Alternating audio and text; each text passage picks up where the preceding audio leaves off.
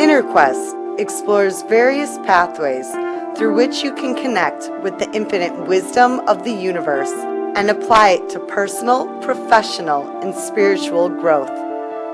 This program, featuring accomplished practitioners, educators, and authors, is provided by Infinity Foundation, an innovative center for holistic studies and research.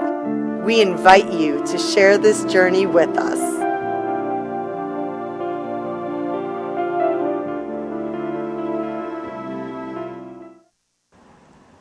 Hello, welcome to InnerQuest. My name is Jay Stone, your host for today, and our guest is Susi Roos. Welcome, Susi. Thank you very much. Susi, you are one of my favorite guests because I always learn so much from you. So for the audience that's not familiar with Susi Roos, Susi is the founder of Evicting Cancer. She is a certified holistic nurse, raw food educator, cancer coach, and functional diagnostic nutrition practitioner. And I hope we have time to get into the functional diagnostic nutritional practitioner. Susi educates and empowers people, turning their cancer challenge into healing journeys, whether they are choosing conventional, integrative, or totally non-toxic treatment options. Because cancer rates are skyrocketing in a great part due to unhealthy environments and lifestyle. Susi has several offerings for cancer prevention and healthy living, including her 7-day immersion event. So let's get into some questions, Susi. You've said that cancer is typically the result of accumulation or overload of too many chronic health issues in one person. Why is there so much more chronic illness right now for both young and old people? And are autoimmune disease, GI issues, autism, cancer, chronic fatigue related? I know that's a loaded question. That is a loaded question, but we used to think, and still a lot of people think that cancer is a genetic disorder, like you just got the wrong genes. Well, you hear that for like breast cancer or ovarian cancer.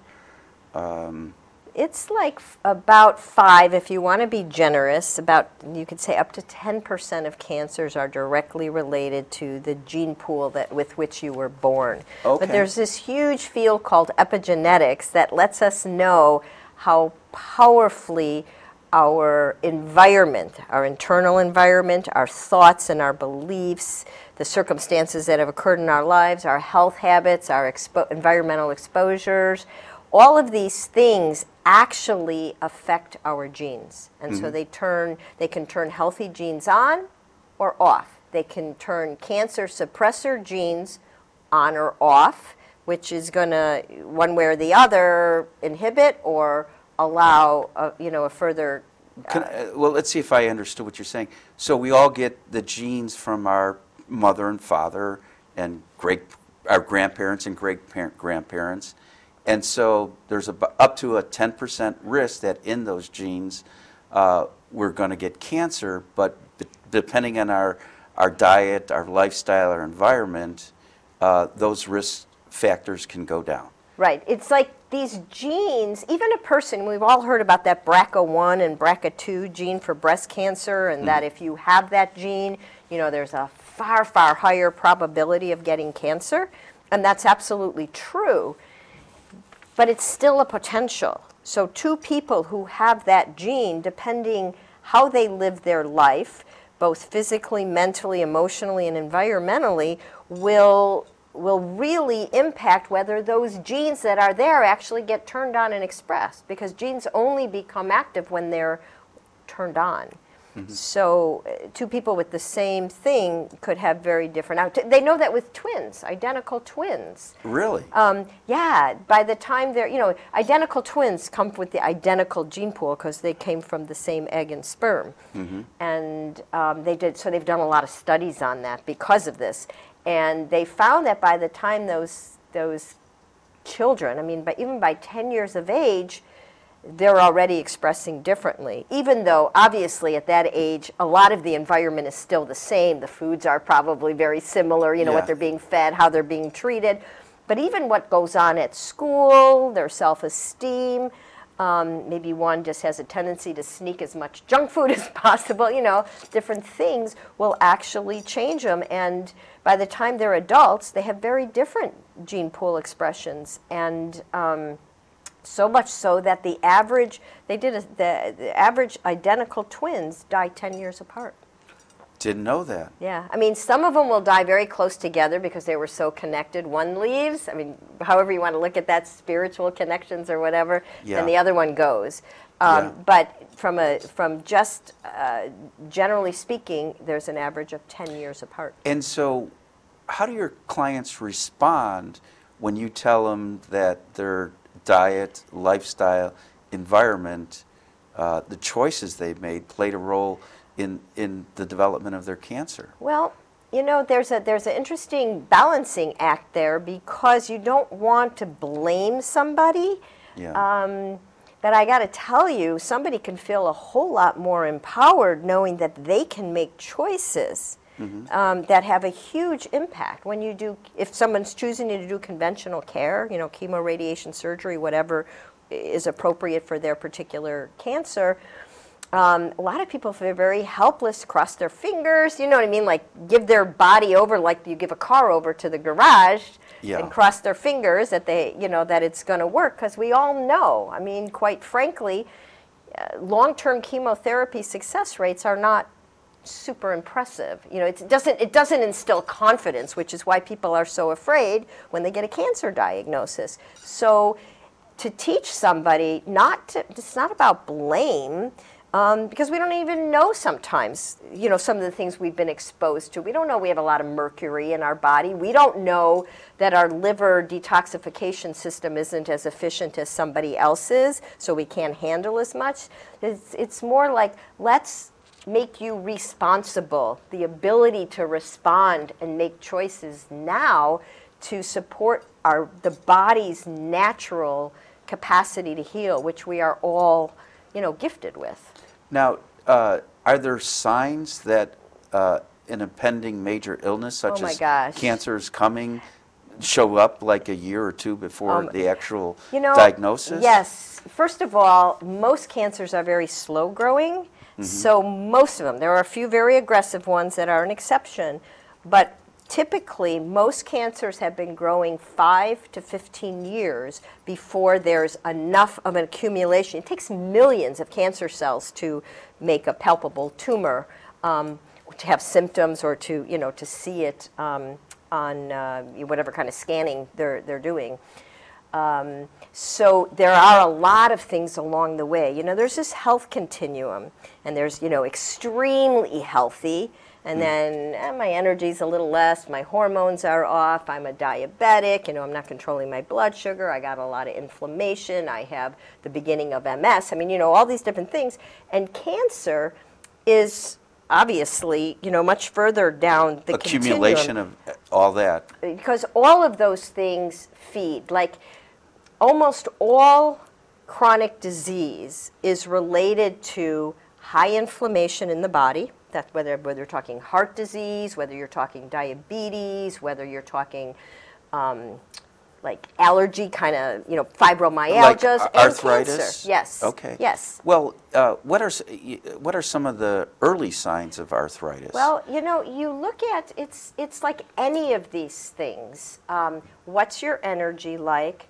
Do you have headaches? Do you feel like your hormones are off? Are you noticing when you go to the doctor that your blood sugar is creeping up? It's one of the things that is a little sad to me about how conventional medicine is practiced. And so I'm really thrilled that there's this growing field of functional medicine, which are regular medical doctors. And there's I've interviewed Dr. Miri. I forgot her last name. I apologize, Dr. Miri, but she was brilliant. Yeah, and like you said something about my functional diagnostic nutrition, that's a piece of doing functional. I'm not a physician. I don't pretend to be a physician, but there's a channel of that type of work that I can do. But the point is that when somebody goes to the doctor, their weight is creeping up, their energy isn't so good. They went in last year and their fasting blood sugar went up from 90 to 100 and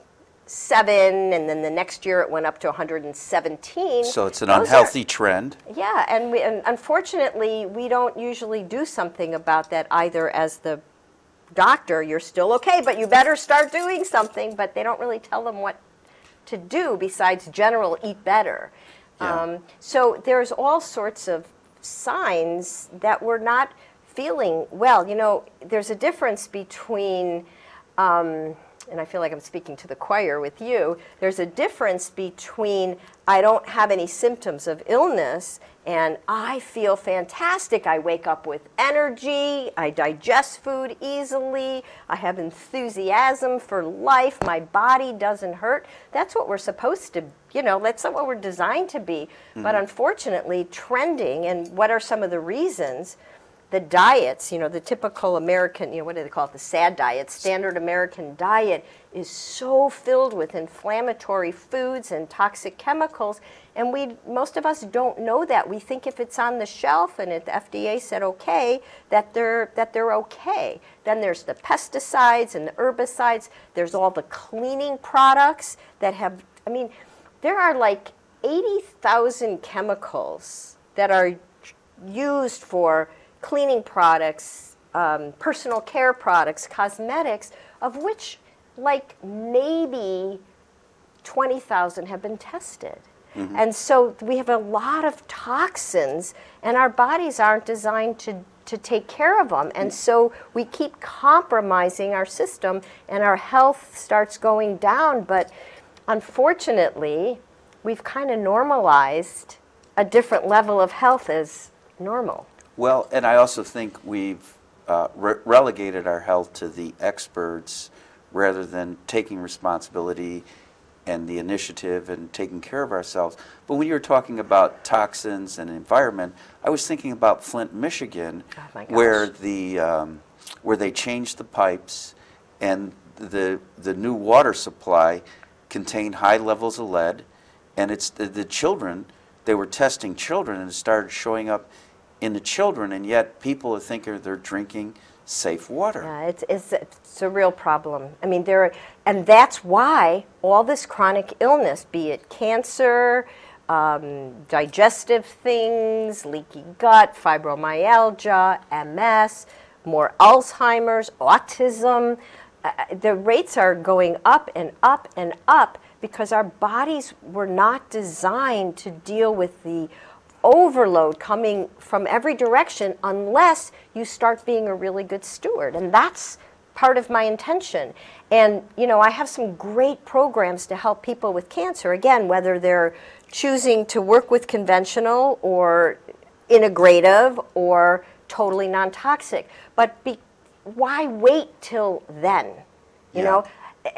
What a classic thing that I hear is from many people. Some people have had a lot of chronic illness. They got what in the medical world we call comorbidities. They're dealing with heart disease, they're dealing with diabetes, so their sugars are up, sugar feeds cancer. And I would assume both heart disease and diabetes are very related to diet, lack of exercise. Yes, and emotional things. Stress. We can't forget there's a lot of emotional toxins. People are stressed much, much more than ever before. We don't have downtime. And speaking of another change, the EMFs, all the electromagnetic frequencies that are not normal from radio towers and cell phones and tablets and computers and smart appliances. And right. That you could have somebody on and do a 5-hour show about that. Well, I read a book by one of the founders of the research, bioelectric, the body electric. Dr. Yeah, I was trying the to medical doctor. I can't think of his name. Yeah, and he called it electro. And that was way. He wrote that. The Body Electric was written way before 20, 30 we had years ago. What we have now. Yeah, and he called it electromagnetic pollution. And I remember asking a friend of my father who's an engineer for Motorola, and I said, "Did you ever do any studies on the effects of electric magnetic pollution?" He said, that would kill the industry. Yes. He didn't say the results of the study. He just said it'll kill the industry. And with talk about killing an industry, instead of killing the industry, we're actually setting up people to be killed. But with cell phones, when they first came out and they did studies, and when we first had cell phones, those of us who are old enough to remember when they were first introduced, it was expensive to have a cell phone. You used it sparingly, and if long distance was long distance. I remember the first time I got slammed, I didn't realize it, with a roaming charge, for long distance. So anyway, we didn't use the phones like they weren't these indispensable. They were like an adjunct to make life easier or convenient at various times. And so the studies they did about the safety of cell phones was like for using it less than a half an hour a day. Yeah. Something like, I don't have that exact, but something like that. Who, uses their cell phone? I mean, most people. And then they're doing everything else on their phone. They may not be talking, but the Wi-Fi is on, and somebody's phone becomes a jump start, like a way station to somebody else. And so that's a whole nother area. Now it's becoming a medical specialty, this EMF sickness that they're identifying. So you've got that, you've got the toxins in what we put on our body, what we're breathing in the air. You were talking about Flint, Michigan. People have no idea what they're taking. We don't know. That you hear the stories about people who were on Army bases during the Vietnam time or Agent wherever. Orange. Actually, I know someone with Agent Orange. Or not even as obvious as Agent Orange. They were on a base where some sort of testing was going on, or something look at like the nuclear testing during World War II. Yeah, and so people are now showing, when you have 30 people out of 100 and some who were on this particular base, all coming down with a specific type of leukemia or something. I mean, there's reasons for these things. And so we can't, people can be activists, and I encourage everybody to be somewhat proactive about, like we're watching a lot more organic because that is a grassroots movement. So I encourage everybody to be involved to whatever degree is comfortable, but you also can't, this is really big in place, so we can't wait for all these changes. So we need to be proactive, and it's a whole lot easier to do it before you get some nasty, illness that is taking such a toll on your body. And our children, this, I think you must have heard this statistic, that, that the children now, today, the little children, are really the first generation that are, predicted to live less than, less long, I didn't say that very well, than... They have a shorter life expectancy. You said that better than me. Yes, they have a shorter life expectancy than their parents. And parents, I know when my kids were growing up, when I looked back at some of the things that I thought was normal, and I didn't fall totally to the standard diets. I had more awareness 20 years ago, but not like I do today. And my kids will tease me sometimes, Mom, I can't believe you let us eat, because I didn't know. Yeah. And so education is so helpful. And, I brought this basket here just as a kind of an illustration of just normal products that can make such a difference. They're all either superfoods or safe cleaners or natural antibiotics. You don't have to go to, like these super extremes and get all sorts of fancy things to just start upgrading where you can. I'm looking at your basket. I would say that probably nothing in there is cost over $10. Some things, like there's in my essential oils I love. These are so healing for whether you put them in your food, whether you put them in a diffuser. Frankincense, which is a fabulous essential oil that actually a lot of research on its cancer-killing properties. This little bottle alone is $75, but for the most part, no, things are not real expensive here. And let me ask you, how long would a bottle of, say, frankincense last? And actually, this is a little bottle. The $75 bottle is a little bit bigger. Okay. Oh, it has probably 250 drops, and you use 4 a day or something like that. So it'll last, a while.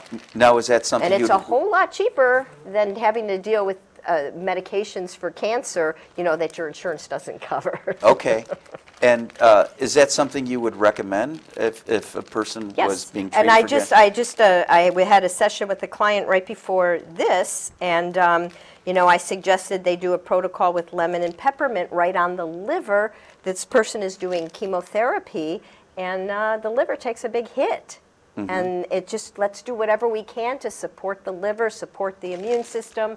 I have, just as an example, kombucha that's fermented, right? Or sauerkraut, or fermented foods are fabulous for your gut.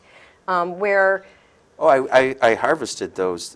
Those are mushrooms, right? There's a special mushroom, yeah. Yeah, I went out and harvested them last fall. That was fun. Yeah. Yeah. I mean, fermented stuff, turmeric, okay. Tons and tons of turmeric, or its ingredient curcumin, fabulous antioxidant, anti-inflammatory, and cancer killing. Now, last time you were here, you did a great job explaining how other cultures and other countries have a different approach to cancer.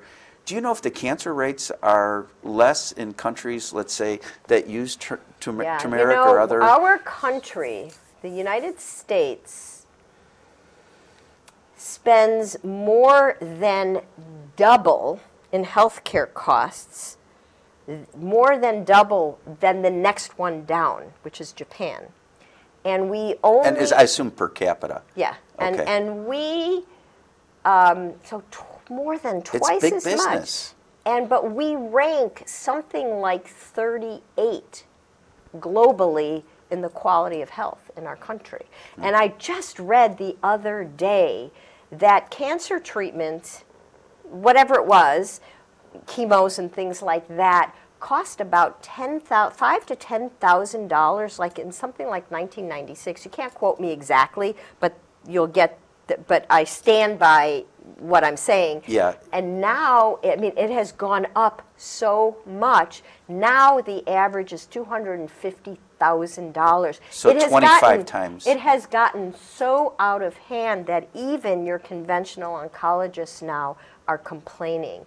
And your average patient, after they're done with treatment, grateful to be alive, right?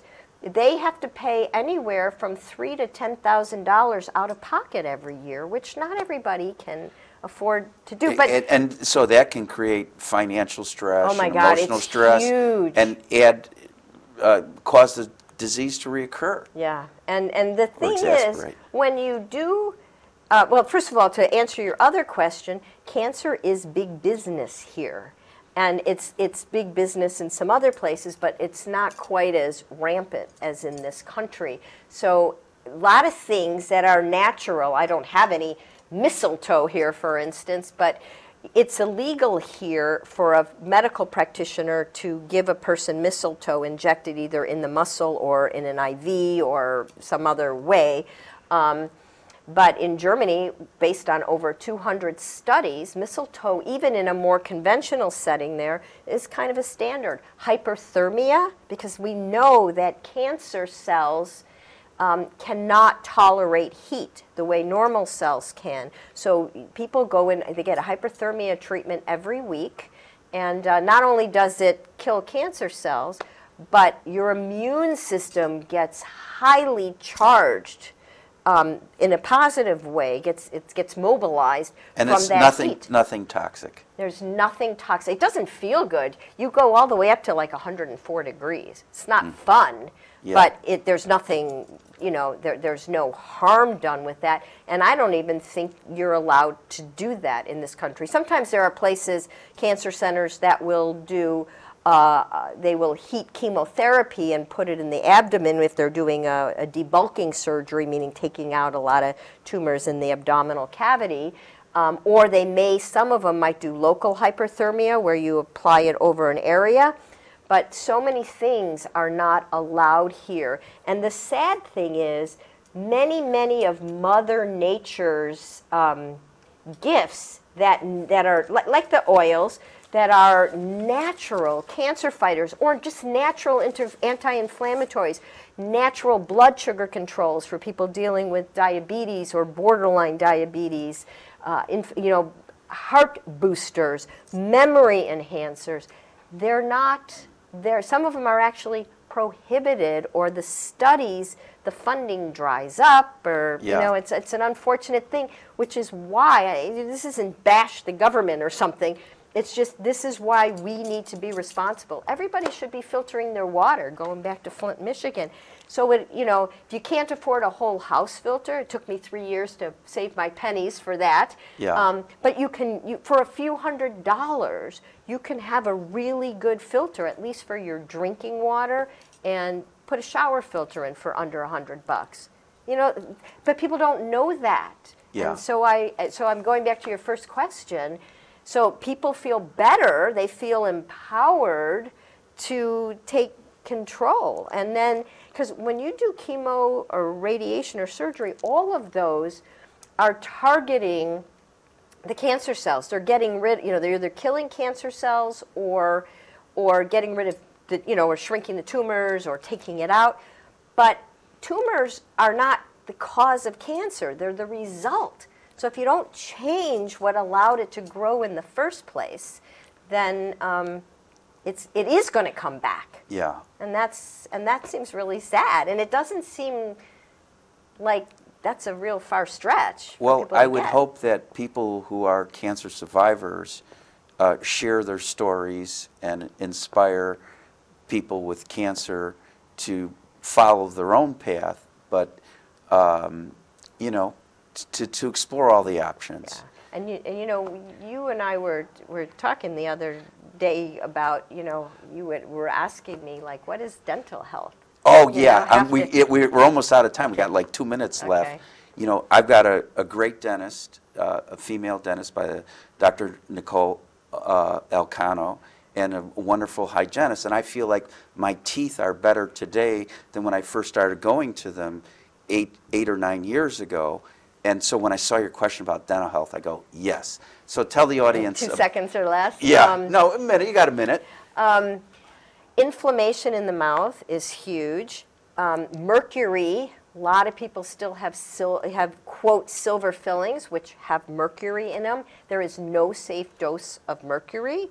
And so there's a lot going on. Like, that's one of the things we look at in doing an assessment. How much metal do you have in your mouth? I can't go into what that does. We don't have time. But there's nothing safe about that. There's that. Root canals, huge connection between root canals and cancer, because there's usually a subclinical infection in the body that could be going on for years. Subclinical meaning there's no complaints, nobody knows about it.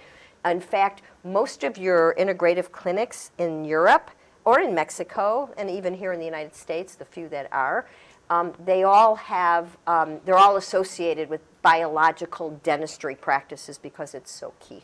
We have a little time. What is a biological dentistry practice? Okay, that is a dentist that understands that the health of the mouth is critical to the health of the body, and they have been trained to understand the toxicity of mercury and of root canals and of something else called cavitations, and they're trained to safely take care of those. And I think the opposite is true. The health of the body affects the health of the mouth. Yes, they all work together. Yeah. Unfortunately, we got to wrap it up. For more information about Susi Roos, the Infinity Foundation, the InnerQuest Talk Show, stay tuned to the credits at the end.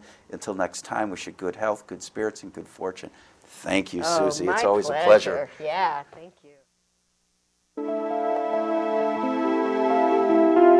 For more information about this show, guest, Infinity Foundation, or any of our other programs, please visit our website, infinityfoundation.org, or call us at 847-831-8828.